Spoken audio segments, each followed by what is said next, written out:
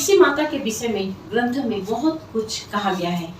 ग्रंथ में कहा गया है कि तुलसी का पेड़ जब घर में सूख जाता है, उसे भूल से भी हम लोगों को फेंकना नहीं चाहिए। बहुत कोई क्या करते हैं, तुलसी का पेड़ घर में सूख जाने से उसको उखाड़ के फेंक देते हैं, लेकिन ऐसा बिल्कुल नहीं करना चाहिए।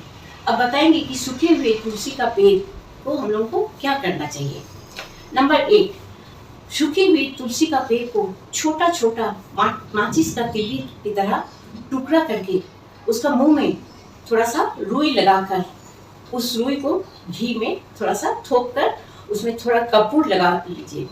फिर उस तिल्ली को बनाकर देवताओं के सामने प्रज्वलित करने से एक दीपक, यदि हम लोग उस दीपक को जलाते हैं तो उससे हम लोगों का 10 करोड़ दीपक दान का पुण्य प्राप्त होता है।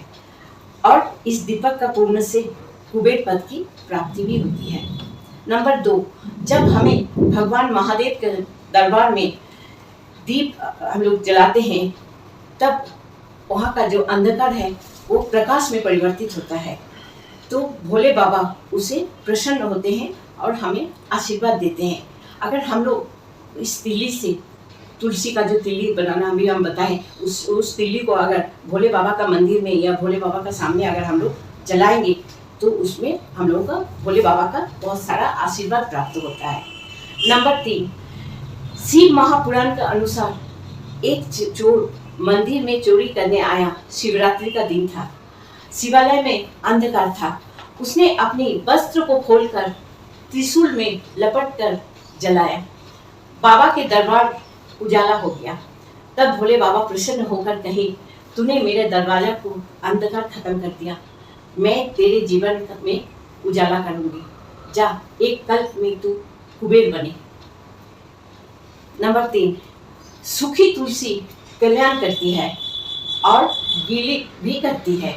जब कोई आसपास के लोग दिव्य लोक की यात्रा पर जाए तो उनके चिता में यदि कोई अपने घर से सूखी तुलसी काष्ठ ले जाकर उनका छाती का ऊपर रख देते हैं तो उनको अपना पुण्य का प्राप्त होता है। इसलिए बहुत लोगों ने चिता का अंदर सूखी तुलसी की डाली को डाल देते हैं।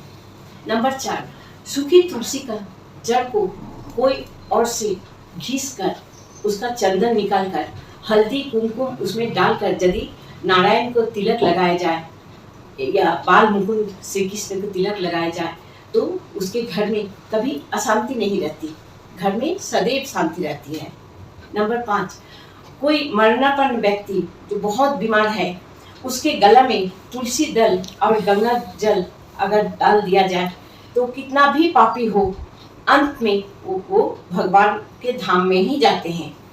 नंबर 6, भोजन बनाते समय सूखी तुलसी का एक टुकड़ा यदि चूल्हे पर रखकर अग्नि में प्रवेश कराए और प्रसाद बनाकर नारायण श्री कृष्ण को अर्पण करें तो 2 रोटी भी यदि आप भोग में लगाएं तो वो 2 रोटी तुलसी के कारण 2 पर्वत के समान अन्नदान का पुण्य प्रदान करता है। ये विष्णु पुराण, पद्म पुराण, अन्य जितना भी पुराण है तुलसी जी का बारे में कहा गया है।